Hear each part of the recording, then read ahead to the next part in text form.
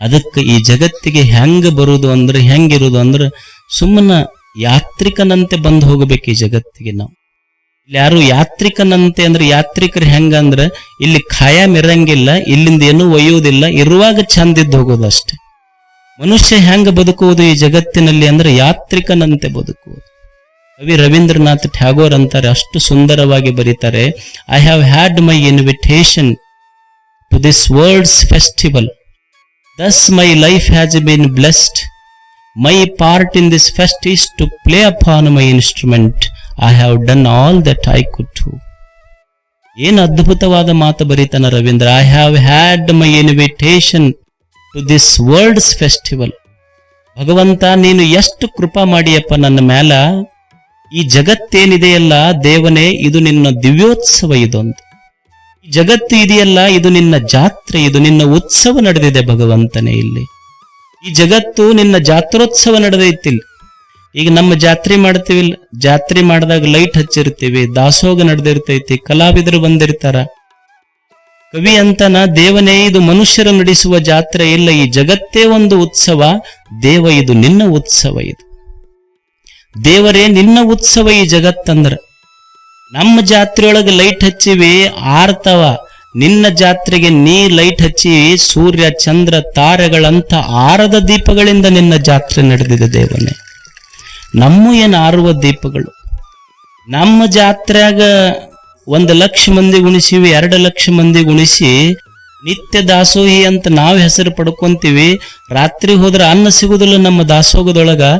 ಕೋಟಿ ಕೋಟಿ ವರ್ಷಗಳಿಂದ ಸಕಲ ಜೀವ ರಾಶಿಗಳಿಗೂ ಉಪವಾಸ ಬೀಳಲಾರ್ದಂಗ ದಾಸೋಹ ನಡೆಸಿಯಲ್ಲ, ನಮ್ಮದಲ್ಲ, ನೀನು ನಿತ್ಯ ದಾಸೋಹಿ ಭಗವಂತನೇ. ಇದು ನಿನ್ನ ಜಾತ್ರೆ. ಇದು ನೀ ಏನು ಮಾಡಿ ಅಂದ್ರ I have had my invitation, it is an invitation. ದೇವರೇ ನಿನ್ನ ಜಾತ್ರೆ ನೋಡಕ್ ನನಗೊಂದು ಆಮಂತ್ರಣ ಕೊಟ್ಟಿ. ನನ್ನ ಹುಟ್ಟು ಏನಿದೆ, ಈ ಹುಟ್ಟು ದೇವರು ತನ್ನ ಈ ಜಗದ ಜಾತ್ರೆಯನ್ನು ನೋಡ್ಲಿಕ್ಕೆ ನಮಗೊಂದು ಆಮಂತ್ರಣ ಕೊಟ್ಟಾನ. ನನ್ನ ಹುಟ್ಟು ದೇವ ತನ್ನ ಜಾತ್ರೆಯನ್ನು ನೋಡ್ಲಿಕ್ಕೆ ಕೊಟ್ಟ ಆಮಂತ್ರಣ.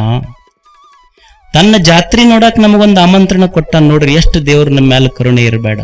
ನನ್ನ ಜಾತ್ರೆ ನೋಡ್ಕೊಂಡು ಹೋಗೋ, ಇಲ್ಲಿ ಬಂದು ಇದ್ದು ಅಂತ. ನಾವು ಬಂದು ಅವನ ಜಾತ್ರೆ ನೋಡಕ್ ಬಂದು ಹೆಂಗಿರ್ಬೇಕು ಅಂದ್ರೆ ಅತಿಥಿಗಳಾಗಿರ್ಬೇಕಷ್ಟೇ. ಇಲ್ಲ ಹೆಂಗಿರ್ಬೇಕು ಅಂದ್ರೆ ಅತಿಥಿಗಳಾಗಿರ್ಬೇಕಷ್ಟ. ಖಾಯಂ ಇರಾಕ್ ಬಂದಿಲ್ಲ, ಇಲ್ಲಿಂದ ಏನೂ ಒಯ್ಯೋದಿಲ್ಲ.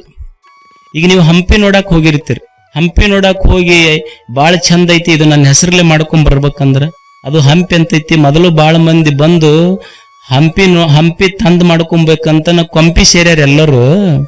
ನೀ ಏನು ಹೊಸದಲ್ಲ, ಸುಮ್ಮನೆ ಹಂಪಿ ಅಂದ್ರೆ ನೋಡ್ಬೇಕು, ಚಂದ ಇರ್ಬೇಕು, ಹೋಗ್ಬೇಕಷ್ಟ. ಹಂಗ ವಿ ಆರ್ ಟ್ರಾವೆಲರ್ಸ್ ಹಿಯರ್. ಸುಮ್ಮನೆ ನೋಡಾಕ ಬಂದಿ, ಒಂದು 4 ದಿನ ಅತಿಥಿಗಳಾಗಿ ಬರ್ಬೇಕಂದ್ರೆ ಚಂದ ಇರ್ತೈತಿ. ಈಗ ಮನಿಗೆ ಅಳಿಯ ಬಂದಿರ್ತಾನ, ಅತಿಥಿಯಾಗಿ ಬಂದ್ರೆ ಚಂದ ಇರ್ತೈತಿ. 1ನೇ ದಿವ್ಸ ಬಂದ, ಮನ್ಯಾಗ ಎಷ್ಟು ಗೌರವ ಇರ್ತೈತಿ, ಮಣಿ ಹಾಕ್ರಿ ಅಂತಾರ. ಮತ್ತೆ 2ನೇ ದಿವ್ಸ ಇದ್ದಂದ್ರ ಮಣಿ ನೂಕ್ ಅಂತಾರ. 3ನೇ ದಿವ್ಸ ಇದ್ದ ಮಣಿ ಯಾಕಂತಾರ. 1ನೇ ದಿವ್ಸ ಇದ್ದ ಹೋಳಿಗೆ ಇರ್ತೈತಿ, 2ನೇ ದಿವ್ಸ ಇದ್ದ ಹೋಳಿಗೆ ಇರ್ತೈತಿ, ಅದ್ರೊಳಗೆ ಹೂರ್ಣ ಇರುದಿಲ್ಲ. ಅವ್ರಿಗೆ ಗೊತ್ತಿರ್ಬೇಕು ಇಲ್ಲಿ ಸುಮ್ಮನೆ ಅತಿ ಅಳಿಯ ಅಂದ್ರೆ ಅತಿಥಿಗಳಾಗಿ ಬಂದು 1 ದಿವ್ಸದ್ದು ಅಷ್ಟ ಒಮ್ಮೆ ಹೋಗ್ಬೇಕು, ಮತ್ತೆ ಪದೇ ಪದೇ ಬರಂಗಿಲ್ಲ.